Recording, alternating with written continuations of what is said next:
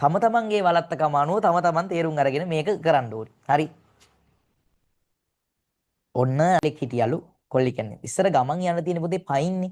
එතකොට මේ දැන් කොල්ලා මේ පයින් යන අතරේදී කොල්ලා දකින්නවලු අම්බලමක නැවතුනලු හවස් වෙච්ච හින්දා.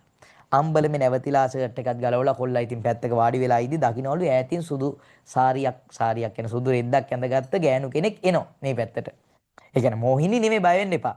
දැන් ඒ නංගි එනවා ඉතින් ලැසි ගමනින් ඉන කඩ කඩ කැට් වෝක් එකකින් එනවලු. දැන් මේ කෙල්ලව දැක්කට පස්සේ කොල්ලට ඇති වුණා රාගික හැඟීමක්. හරිද? දැන් ඉතින් අර ආදරයක් නෙවෙයි රාගික හැඟීමක්. මං හිතනවා මට වඩා හොඳට ඔයාලා මේව දන්නව ඇති කියලා. හරිද? රාගික හැඟීමක් ඇති වුණා මහත්තයෝ. එහෙම ඇති වුණාට පස්සේ නංගිට එකපාර මේක කියන්න බැරි හින්දා අයියා නංගිට ඇහෙන්න කියනවලු මෙහෙම එකක්. අල්ලාගෙන නෙරිය අතකින් කිමද නගෝ. ඔය රෙද්දල්ලා යන්නේ අයි නංගි.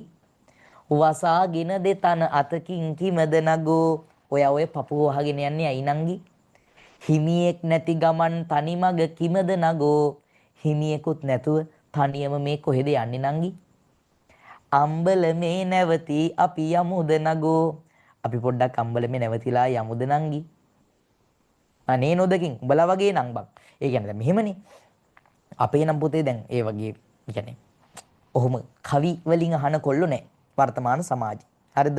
කවි වලින් ඔහොම අහන්නේ නැහනේ බං දැන්. වර්තමාන සමාජේ නම් එහෙම එච්චර සංයමයක් සભ્યත්වයක් නැහැ. කොල්ලෝ ඉතින් පාර කෙල්ලෙක් යනකොට ඕනංගි කොහෙද යන්නේ අපි කලුද යටට ඇඳලා දාන්න ඒ වගේනේ අහන්නේ. හරිද? ගෑල්ලමෙට පාරේ බහැලා යන්න විදියක් නැහනේ. ඒ වගේම තමයි කොල්ලෙක් එහෙම කිව්වහම හරිද? අර කොල්ලෙක් ඉතින් බූස් ගානවා නංගි ගානවා. එතකොට ඇයි? එතකොට ගෑල්ලමයි මොකද කරන්නේ? ගෑල්ලමයි රිප්ලයි දෙන විදියකුත් තියෙනවනේ වෙනමම. හරිද? ගෑල්ලමයි කියන්නේ මොකද්ද? ගෑල්ලමයි කියනවා අනේ යකෝ. ඇයි තෝගේ තාත්තා නැයිද? තොට අක්කලා නංගිලා නැද්ද? හරිද? තෝ අම්මගෙන් අහගනින් ඕගින්. අන්න ඒ වගේ නිකන් බයිනෝ කාලකන්ණි වල්වනචර හැත්ත කෙල්ලෙට පාරේ බහැලා යන්නේ. ගෑල්ලමයි මාරිදට බයිනෝ. හැබැයි ඒ කාලේ ජන සමාජය ඇතුලේ පොතේ ඔය වගේ ඒවා තිබ්බේ නැහැ. කොල්ල අර එහෙම කවිය අහනකොට කෙල්ලේකට රිප්ලයි කවියකින් තමයි රිප්ලයි එක දෙන්නේ. හරිද? අයියට තේරුම් ගන්න විදිහට රිප්ලයි එක දෙනවා මෙහෙම. කොහොමද දෙන්නේ? පොඩ්ඩක් අම්බලම පහු වෙනකන් චුට්ටක් ගියා කෝකටත්. කියන්න බෑනේ මූත් කොල්ලෙන්නේ. ඇදලා ගත දමලා ගහුව මලක් පිපුලා මල පරවන ඉවරයි කතාව.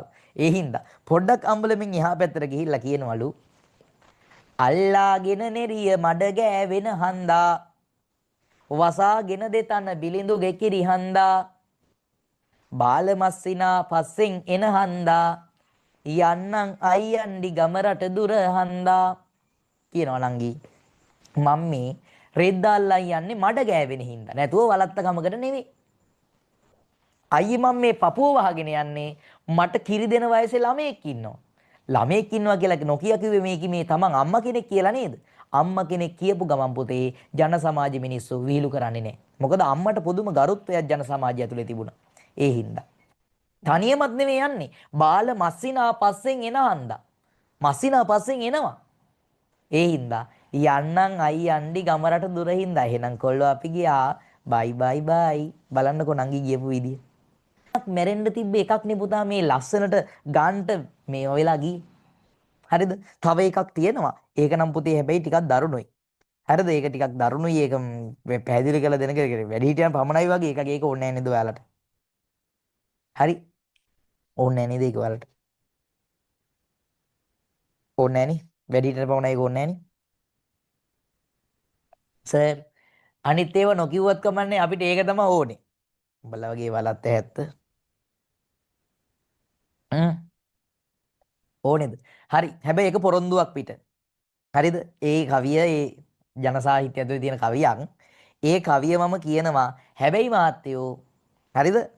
මම කිසිම එකක් පැහැදිලි කරන්නේ නැහැ. තම තමන්ගේ වලත්තකම අනුව තම තමන් තේරුම් අරගෙන මේක කරන්න ඕනේ. හරි.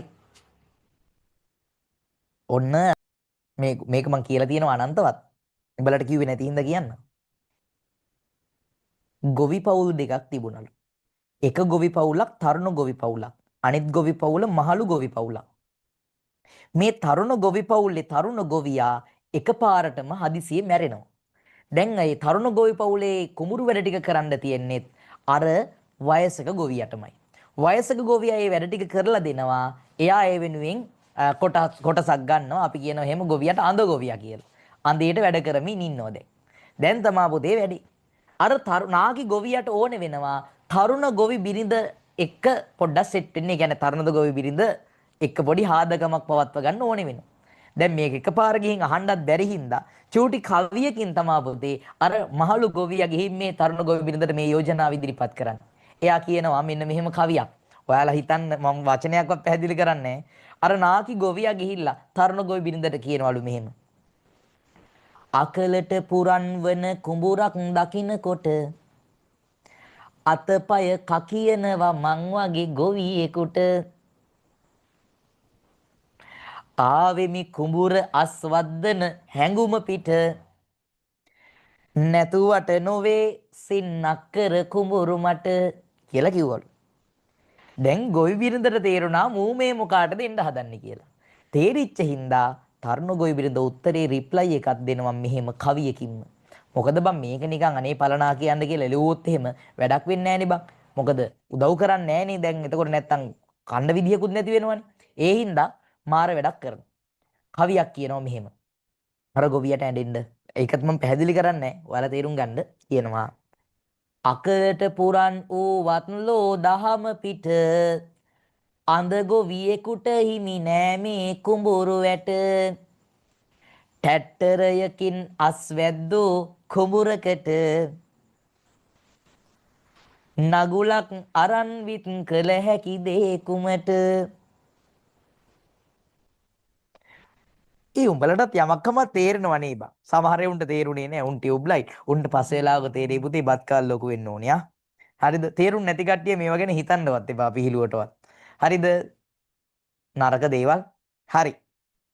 ඔන්න පුතා ඔය වගේ මම මේ කිව්වේ අතීත ජන සමාජය ඇතුලේ සංයමයක් තිබුණා. ඒ වගේ හැඟීමක් බවා පුතේ